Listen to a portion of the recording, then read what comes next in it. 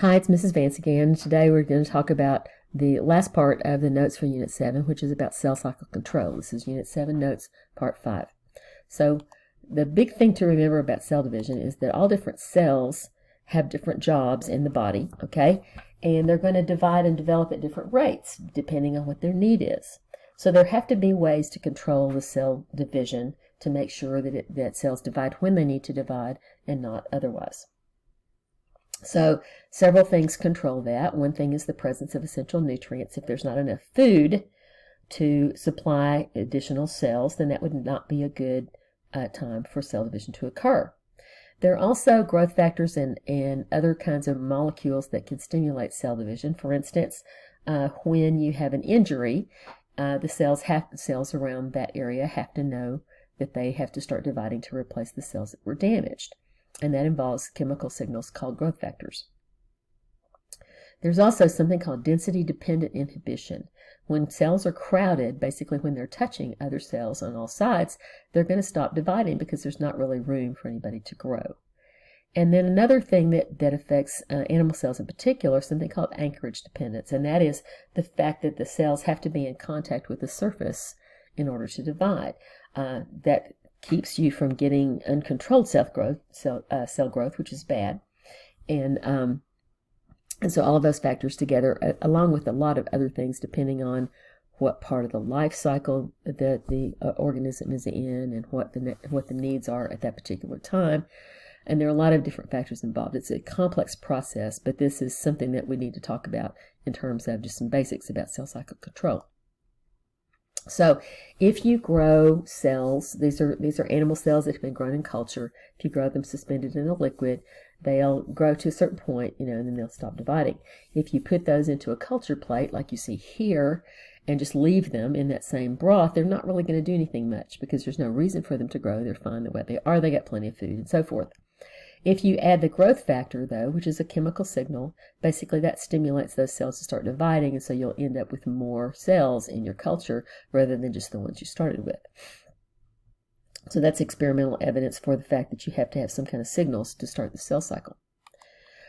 Anchorage dependence, if you put cells in a petri dish, growing in a petri dish on a growth medium, they'll grow and divide until they form a single layer of cells, and then they'll stop when they're touching cells on all the sides.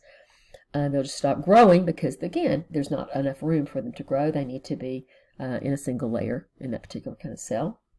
And so if you remove some of the cells, for whatever reason, whether it's from damage or whatever, just remove some of them, then the cells on the edge of that open place will start undergoing cell division to fill up the gap, basically, and that will restore that single layer via cell division, and then they'll stop growing again. So that's another experiment that's been used to show that cells, can start and stop depending on what the needs are.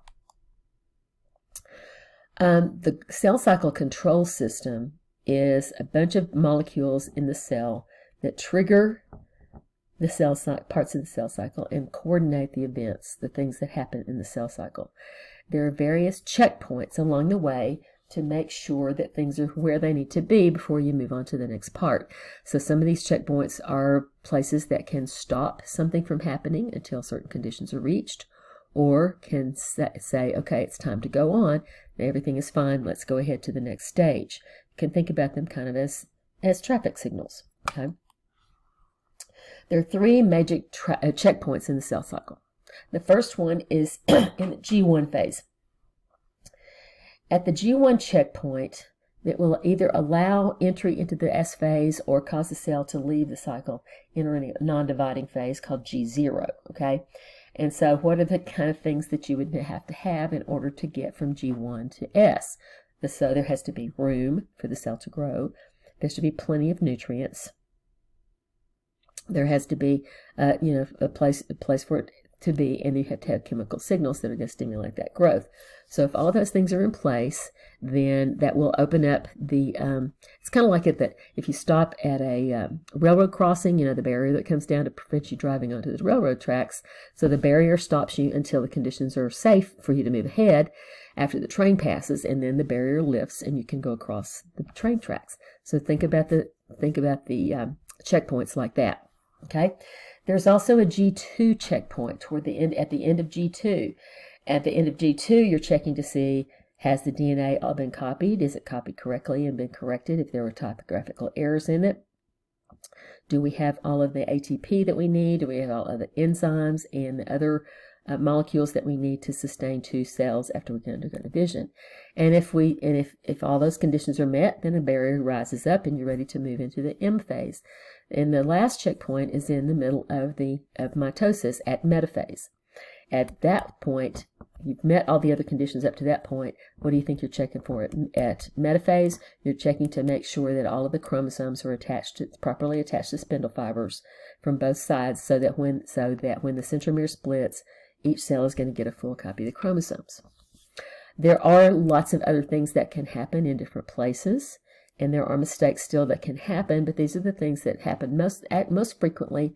It happens properly, the way it's supposed to, as a result of meeting the conditions for those different checkpoints. There's a lot of research on control of cell cycle, because that's one of the big things that actually contributes to the development of cancer. And so that's one of the big growing areas of research in biology today, is learning about how the cell cycle is controlled and how various things can contribute to that control. So here we can see a schematic, a diagram that kind of gives you an idea of what we talked about with those checkpoints, again, like a barrier at the railroad stop.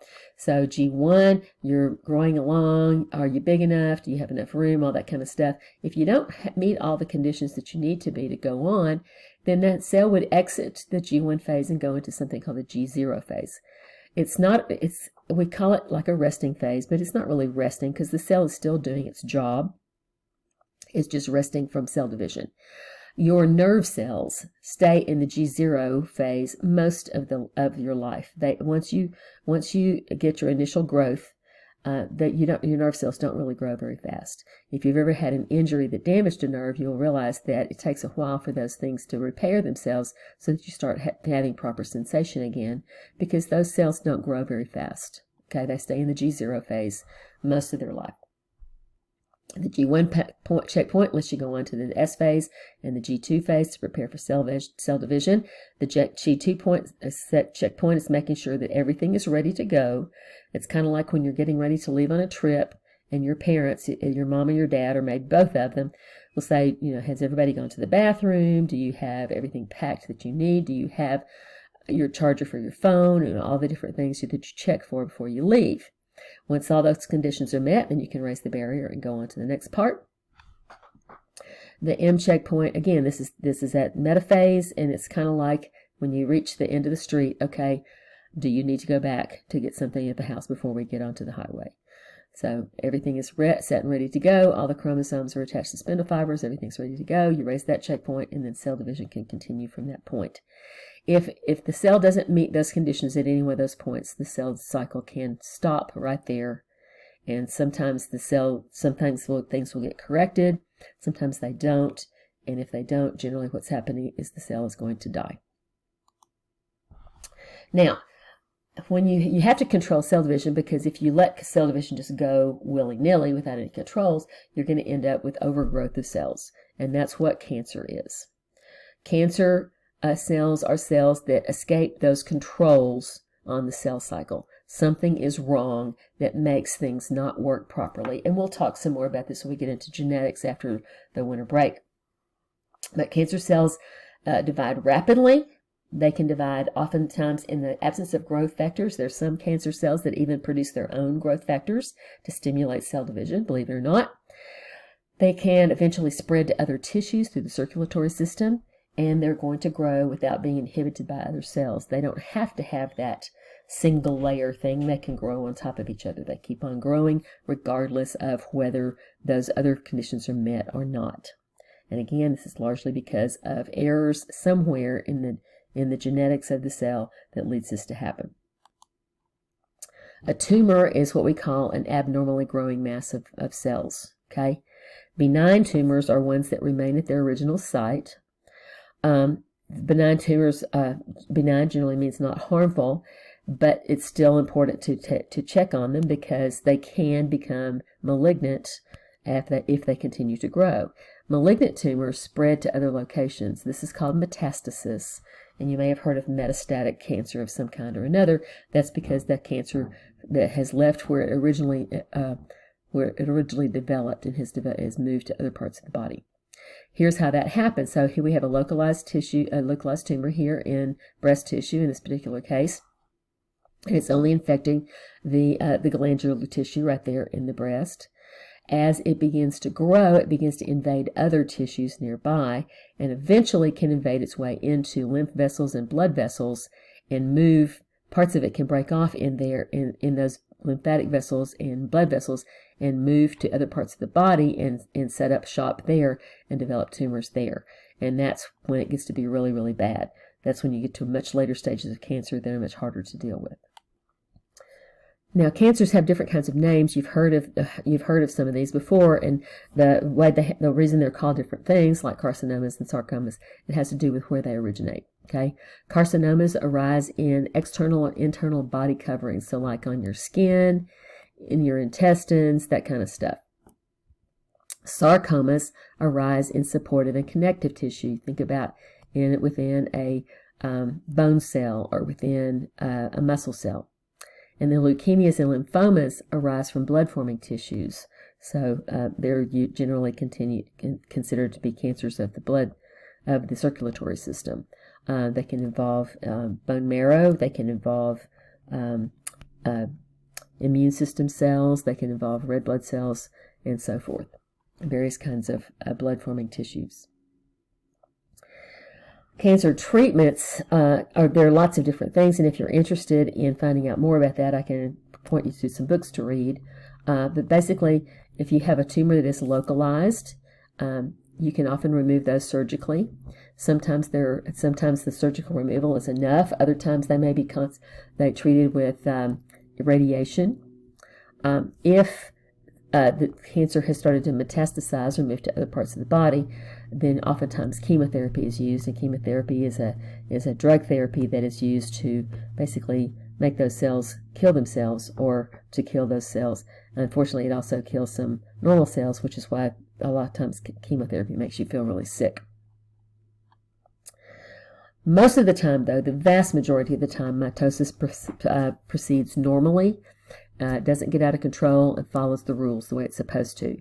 When the cell cycle is working the way it's supposed to, then you've got genetically identical cells that are necessary for growth, that are necessary to replace damaged cells or lost cells, and also for asexual reproduction in single-celled organisms or other organisms that reproduce much more simply than we do.